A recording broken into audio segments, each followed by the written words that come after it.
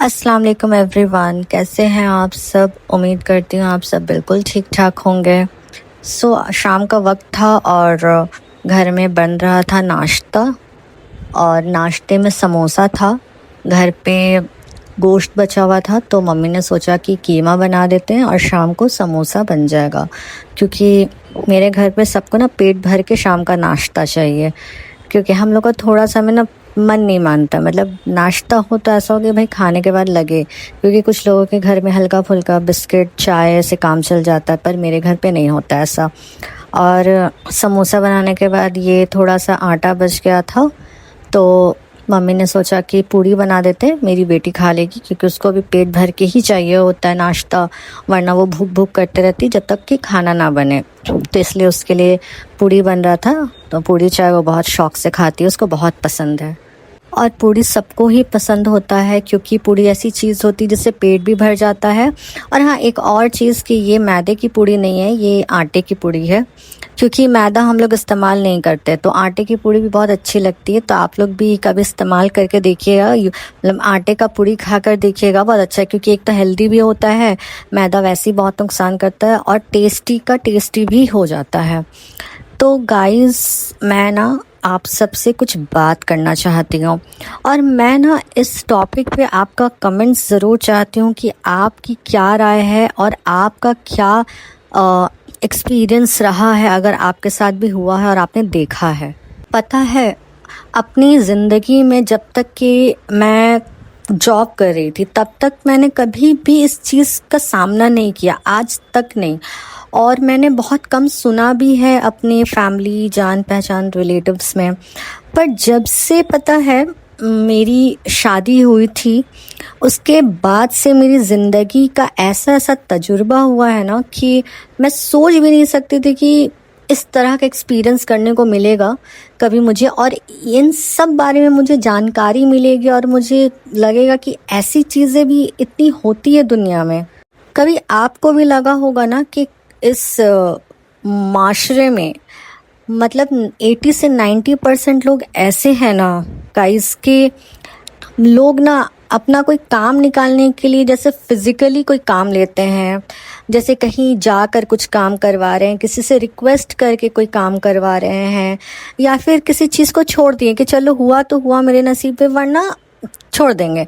पर आजकल ऐसा नहीं होता कि हम मेहनत से करें, अपनी किस्मत से करें, या फिर हम दुआओं से मांगे कोई चीज़ या कोई काम निकालना हो, और अगर वो चीज़ ना हो तो कोई बात नहीं, शायद मेरे लिए बेहतर नहीं होगी या मेरे लिए सही नहीं होगा तो जाने दें।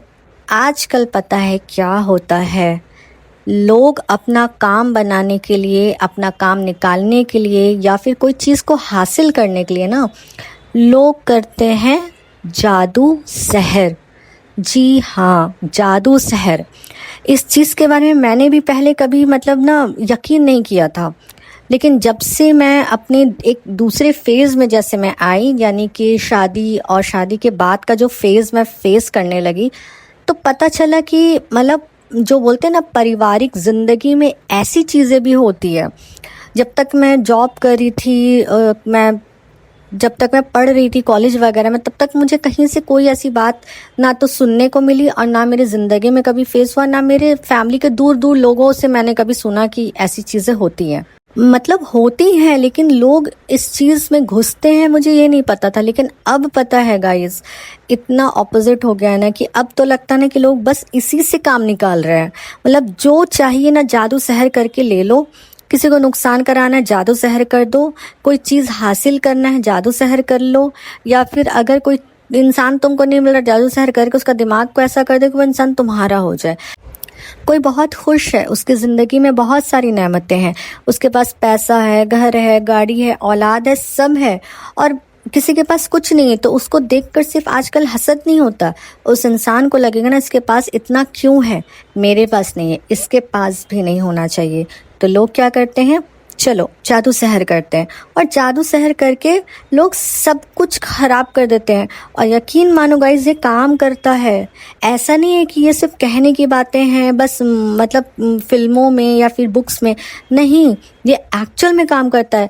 सोचें, जब आप कोई आयत का सही इस्तेमाल कर रहे हैं, आयत को पढ़ रहे हैं, सूरा पढ़ रहे हैं, और आपके जिस्म में कोई तकलीफ़ है, कोई परेशानी है, ज़िंदगी मुसीबत में, वो काम करती है। तो इस चीज़ का गलत इस्तेमाल करके भी ये काम होता है। और बोलते हैं ना, अच्छी कोई चीज़ है ना, उसका अच्छा भी फ़ायदा उठाया जा सकता है, नुकसान भी, ख़राब फ़ायदा भी उठाया जा सकता है। तो ऐसी ही चीज़ दुनिया में है कि लोग इस चीज़ को ना किसी का नुकसान करने के लिए भी फ़ायदा उठाते हैं, और ये असर करता है गाइस।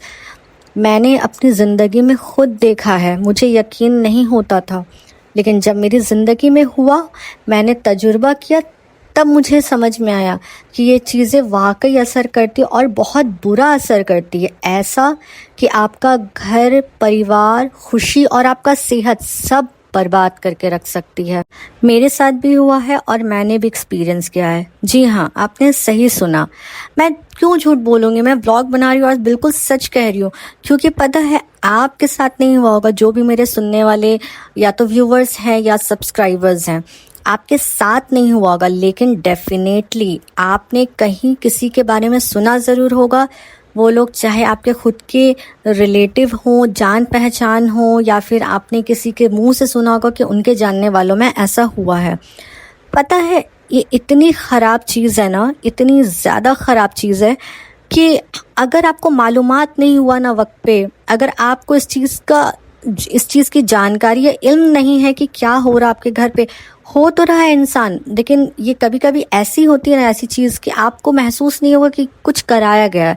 ऐसा लगेगा ना जैसे कि ये खुद पे खुद कुछ हो रहा है, शायद अल्लाह नाराज़ है इसलिए आपके साथ हो रहा है, या पता नहीं क्या ऐसी आफत या क्या ऐसी आजमाइश आ गई आपकी ज़िंदगी में। पर असल में ये लोगों के तरफ से होता है कभी कभी ये चीज़, और जब हद से ज़्यादा बिगड़ जाती है ना चीज़, तब इंसान को पता होता है। लेकिन जब तक आपको पता चलता है ना फ्रेंड्स, तब तक बहुत देर हो चुकी होती है, बहुत कुछ बिगड़ चुका होता है। क्योंकि कोई चीज़ बिगाड़ने में ना मिनट लगते हैं, सिर्फ 1 मिनट या फिर पल भर का काम होता है, लेकिन उस बिगड़े को संवारना इतना मुश्किल और इतना वक्त लगता है ना कि बहुत कुछ उस वक्त बर्बाद हो चुका होता है आपका। अब तो ऐसा हाल है ना कि किसी से बात करने, किसी से दोस्ती रखने में, या कहीं रिश्ता जोड़ने में इतना डर और खौफ लगता है ना, मतलब हर इंसान इस चीज़ में मतलब मुब्तला है गाइस। आप उठा कर देखिए, हर अगला इंसान या हर अगले घर में कुछ ना कुछ उन लोग इस चीज़ पे पड़े ज़रूर होते हैं, कहीं ना कहीं कुछ ना कुछ होता है। और मैं ये यूं ही नहीं कह रही हूँ, मैंने देखा है, मतलब अच्छे अच्छे बड़े घर के लोग, जो मतलब पढ़े लिखे लोग हैं, वो तक यकीन करते हैं इस चीज़ पर, करवाते तक हैं। आपको क्या लगता है पाकिस्तान में इमरान खान जो बना था पीएम, वहाँ पे कैसे बना था? उसकी बीवी ने कराया था, जादू सहर ब्लैक मैजिक के थ्रू जितवाया था। फिर उसके बाद पाकिस्तान गवर्नमेंट को पता चला, वहाँ पर मैं बताती हूँ, इजिप्ट में एक बहुत ही बड़े मतलब सहर जादू करने वाला एक था, काला जादू करने वाला। और वो पता है, वो किसी मैं नाम नहीं पता, लेकिन मैं हाँ इतना पता बता सकती हूँ कि वो ना किसी फुटबॉल प्लेयर की टीम थी, फुटबॉल की टीम, उनको जादू सहर से उनको हराया था उन्होंने। ये खुद उन्होंने अपने मुंह से बोला था इंटरव्यू में, और तब बोला था जब वो मतलब अपने आप को उन्होंने सुधार लिया था, वो रास्ता उन्होंने छोड़ दिया था, तब उन्होंने बोला कि उन्होंने ऐसा ऐसा करके एक फुटबॉल की टीम जो थी, प्लेयर्स की टीम, उनको हराया था और ऑपोजिशन वालों को जिताया था। तो सोचिए, इतनी बड़ी बड़ी चीज़ें हो जा रही है कि आप गेम जितवा दे रहे हैं, आप मतलब किसी को जितवा कर किसी कंट्री का पीएम बनवा दे रहे हैं। इतनी बड़ी बड़ी और ख़तरनाक जादू सहर होता है, काला जादू होता है। तो इतना डर लगता है ना गाइस आजकल कि मतलब कहीं रिश्ता करो ना, तो एक दफ़ा ना जांच पड़ताल कर लो, पता कर लो। भले लोग आसपास के आपको बताएंगे नहीं सच, बट फिर भी टाइम लेके पता कर लो, क्योंकि एक बार अगर आप फंस गए ना ऐसे लोगों के चक्कर में, तो हु नोज़ कि आपके साथ कब क्या कर दे, कुछ नहीं कह सकते। एक मैंने सुना कि एक माँ थी, उसने खुद, एक माँ और बेटी थी, उसने खुद अपनी ही बेटी पे जादू सहर कराया, यानी अपनी बड़ी बेटी पे। क्यों कराया भाई जादू सहर? ताकि क्योंकि वो लोग थे ना, वो थोड़े फाइनेंशियली वीक थे, और जो बेटी थी जिसके घर में उन्होंने शादी किया था, रिश्ता लगाया था, वो लड़के वाले जो थे ना वो अमीर थे। तो अब शादी के बाद भाई लड़की अपने घर जाती है, अपना घर बार संभालती है, देखती है, तो उन लोगों को प्रॉब्लम होने लगी कि जब हम लोग को पैसे की ज़रूरत होती है तो ये नहीं देती है। और एक दो बार उन्होंने मांगा है तो भी उसने इनकार कर दिया कि मेरे शौहर के पैसे मैं कैसे दे सकती हूँ। और लाजमी सी बात है, शौहर आपको जो दे रहा है आप उसमें से खर्च करें, अपने माँ बाप को दे, जिसको भी दें, लेकिन आप मांग कर या फिर छुप छुपा कर दे रहे थे तो गलत बात है। अगर शौहर एग्री नहीं है तो आप कैसे अपनी बेटी से मांग सकते, उसके शौहर को बोल सकते हैं ज़बरदस्ती कि पैसे दो। तो उसने जादू सर अपनी ही बेटी पे किया और उसके बच्चे पे किया, ताकि बच्चा बीमार रहे, ताकि पैसे वैसे शौहर दे तो उससे मांगो कि पैसे थोड़े हमें भी दे दो। तो ऐसे ऐसे लोग हैं जो अपनी बेटी पे कर दे रहे हैं, बाप अपना बेटा पे कर दे रहा है, थोड़ा सा देख रहा है कि भाई अपनी बीवी की तरफ उसका रुझान है तो माँ बाप मिलकर अपने बेटे पे कर दे रहे ताकि इसका बीवी से ना बने। तो किसकी ज़िंदगी ख़राब कर रहे हैं, अपने बेटे का ज़िंदगी ख़राब कर रहे हैं। आजकल लड़कियां इतना ज़्यादा फंस रही हैं ना इन चक्करों में। आप खुद देखें कि आजकल जो केसेस आ रहा है, जो अच्छे खासे शौहर को छोड़कर जो जाहिलों के साथ भाग रही हैं, छोटा दुकान, मतलब करोड़पति होकर अगर वो एक छोटे से दुकान वाले के साथ भाग रही है तो लॉजिकली समझिए कि वो क्या देखकर भाग रही है, क्या देखकर जा रही है। क्या सिर्फ मतलब लुक्स देखकर? क्योंकि लड़कियों को गोल्ड डिगर कहा जाता है, तो गोल्ड डिगर कहा जाता है तो वो तो भाई सबसे पहले तो पैसा देखती है, लड़का चाहे जैसा भी दिखे। पर ये सब लड़कियों को मतलब दिख नहीं रहा है किसी के लिए भी। आजकल अपने माँ बाप को मार दे रही है, लिव इन रिलेशन में रह रही है, माँ बाप समझाने जा रहा, मनाने जा रहा हो, उनका खून कर दे रही है। तो ये सब सिर्फ लॉजिकली ही नहीं कह सकते हैं कि ये सब ये प्रूफ हो रहा है कि भाई आप खुद सोचिए कि यहाँ पे कोई पॉइंट नहीं बनता है कि अगर लड़की अच्छे बैकग्राउंड से है और वो ऐसे लड़के के चक्कर में फंसी हुई है जो कि कुछ भी नहीं है उसके मयार का, ना पैसे से और ना स्टेटस से ना एजुकेशन में, फिर भी लेकिन लोग पता है इस एंगल को नहीं देखते। लोग इस एंगल से सोचते ही नहीं है कि क्यों हो रहा है इस तरह से, क्या वजह, एक बार हम दिखाएं, एक बार पता करें। नहीं सोचते पेरेंट्स को लगता है कि भाई लड़का फंसा के रखा है। पर एक बार पता है, कभी भी आपको ऐसा कुछ भी अननेचुरल सा लगे, कुछ घर में लगे सडनली कुछ ऐसा हुआ है ना, तो मैं आपको दिल से कहती हूँ एक बार सिर्फ दिखा लेना, सिर्फ पता करा लेना कि कुछ ऐसा है तो नहीं, कोई घर पे कुछ कर तो नहीं रहा या किसी इंसान पे तो कुछ ऐसा नहीं कर रहा। बस कंफर्म हो लो, क्योंकि नेगलेक्ट करने से और बात इतनी हद तक बढ़ जाए कि आपको पछतावा हो कि काश पहले ये चीज़ करा लिया होता, से बेहतर है। कंफर्म तो हो जाओगे कि हाँ ऐसा कुछ नहीं है, क्योंकि पता है आप चोर लुचक्के से भिड़ सकते हो, गुंडे मवाली से भिड़ सकते हो, केस कर सकते हो, किसी को बता सकते हो, प्रूफ रख सकते हो, आप मारपीट कर सकते हो, लेकिन इन सारी चीज़ों को तो पुलिस नहीं मानती, यहाँ की गवर्नमेंट नहीं मानती, लॉ नहीं मानती। आप कैसे बताओगे किसी को, कैसे यकीन दिलाओगे, प्रूफ दिखाओगे? तो इसलिए देखो, अलर्ट रहो, क्योंकि पता है गाइज ये बहुत ख़राब चीज़ है, बहुत ख़राब चीज़। नहीं पढ़ना इसमें, कोशिश करना कि ना पढ़ो। बहुत सारे मेरे व्यूवर्स होंगे जो यकीन नहीं करते होंगे, मत करना यकीन, मैं भी नहीं करती थी, लेकिन कहते हैं ना जब कोई सलाह दे तो ले लो, सलाह देने पे ले लेना चाहिए, ले लिया करना गाइस, कभी भी काम आ सकता है। मेरे ज़िंदगी में पहले काम नहीं आया, लेकिन अब ना मैं मतलब काम क्या कहूँगी कि पहले मैं भी यकीन नहीं करती थी, मैंने तो सुना भी नहीं था, लेकिन अब जो मैं सुनती हूँ ना इतने ज़्यादा केसेस, तो सुन के तो हम ना ऐसे रोंगटे खड़े हो जाते हैं। अब मैं बताती हूँ उन सब से बचने का सबसे अच्छा क्या है तरीका, कि अगर आपको कुछ भी ऐसा लगे, ठीक है, कुछ ऐसा शक हो रहा है, तो ज़रूरी नहीं कि आप किसी आलिम के पास ही जाइए।